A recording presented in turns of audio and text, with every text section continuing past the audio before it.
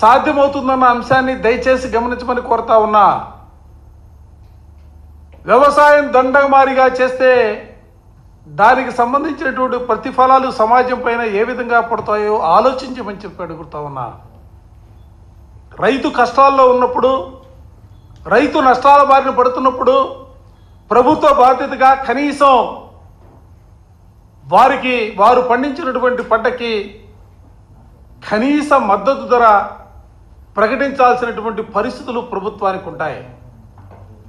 నేను అడుగుతా ఉన్నా, ఈ రాష్ట్రంలో 9 నెలలు అవుతుంది అధికారంలోకి వచ్చి.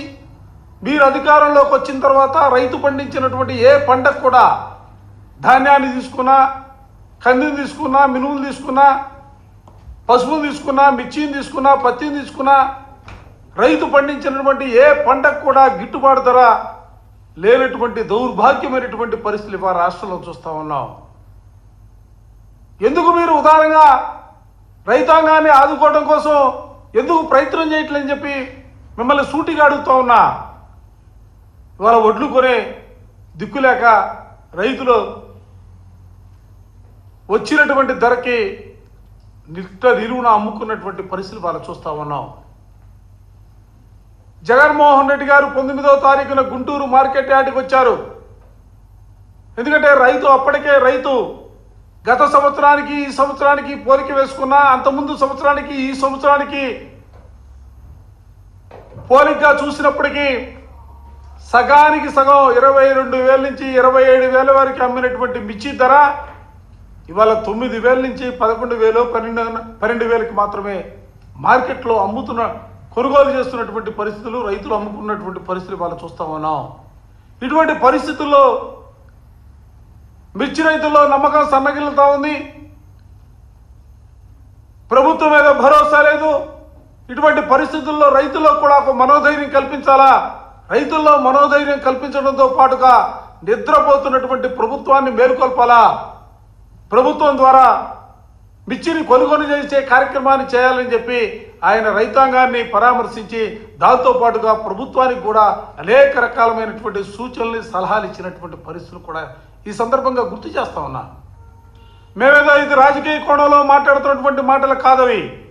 ఎందుకంటే రైతాంగం అన్న రైతు పండించినటువంటి ప్రతి పంటకు కూడా గిట్టుబాటు ధర కల్పించడంలో ఆ రోజు రాజశేఖర రెడ్డి గారిని తీసుకున్నా, ఆ తర్వాత జగన్మోహన్ రెడ్డి గారిని తీసుకున్నా కూడా వ్యవసాయానికి అత్యంత ప్రాముఖ్యతనిచ్చినటువంటి ప్రభుత్వాలు మా ప్రభుత్వం అని చెప్పి నేను గర్వంగా ఈ సందర్భంగా చెప్తా ఉన్నా.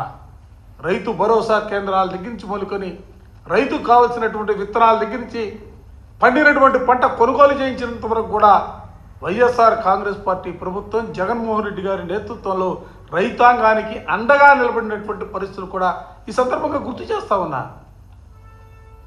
ఎందుకు మీరు చొరవ చూపట్లేదని అడుగుతా ఉన్నా.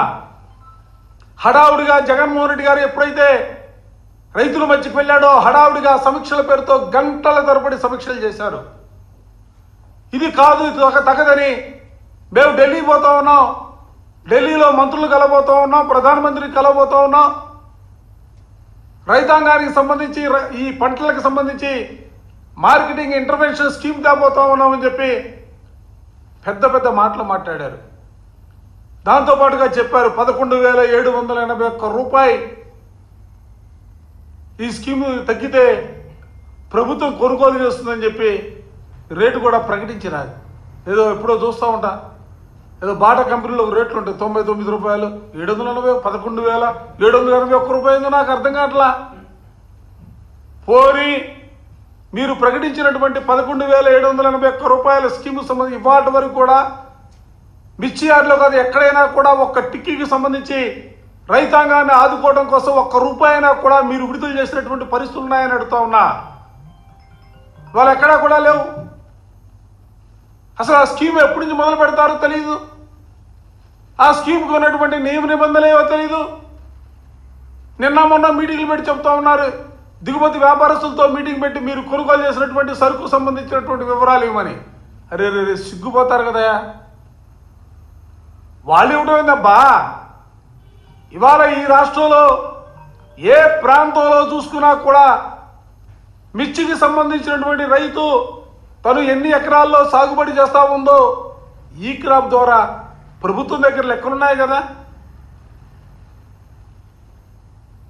ఆ ప్రభుత్వం దగ్గర లెక్కలతో పాటుగా ఏ రైతైనా కూడా తను పండించినటువంటి పంటని మార్కెట్ యార్డ్కి తీసుకొచ్చే ప్రక్రియలో మధ్యలో చెక్ పోస్టుల దగ్గర నమోదవుతాయి కదా.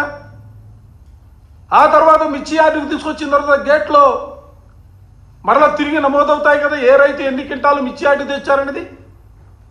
ఆ తర్వాత రైతు సరుకును అమ్ముకున్నటువంటి పరిస్థితుల్లో కూడా వేమేం తక్కుపట్టి ఇస్తారే, 4 కాపీలు ఇస్తారే, ఒకటికి రైతు ఇస్తారు, ఒకటికి రైతుకి ఒకటి ఇస్తారు, కమిషన్ కొట్టి యజమానికి ఒకటి ఇస్తారు, ఆఫీసులో ఒకటి ఇస్తారు, ఎక్స్పోర్టర్కి ఒకటి ఇస్తారు. ఇంకా మీకు ఏమి లెక్కలు కావాలా?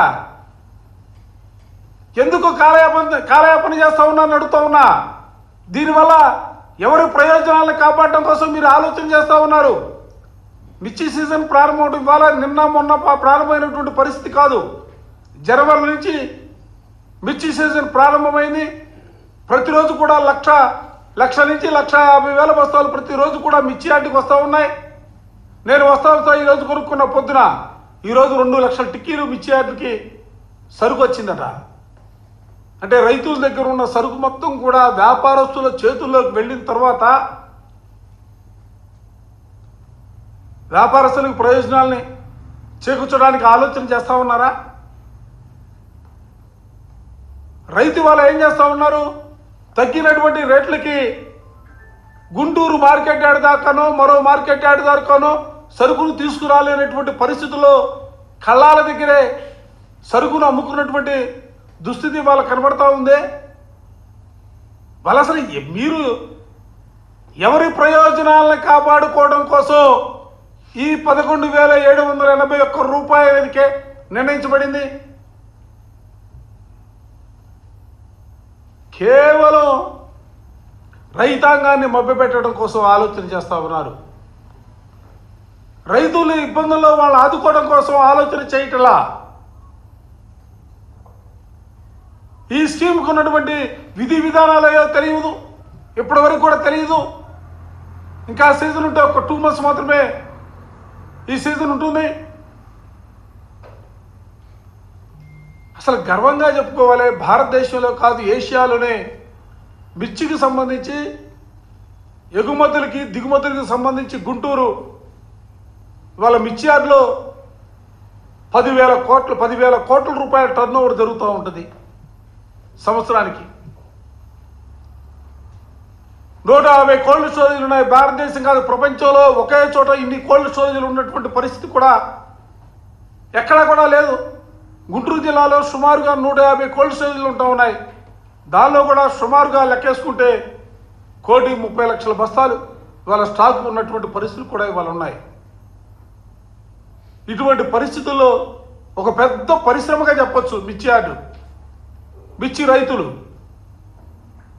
ఇవాళ ఒక ఆంధ్రప్రదేశ్ సంబంధించి కాదు, చుట్టుపక్కల ఇతర రాష్ట్రాలకు సంబంధించినటువంటి రైతులు కూడా మిర్చి యార్డుకి సరుకు తీసుకొచ్చే పరిస్థితులు కూడా ఉన్నాయి.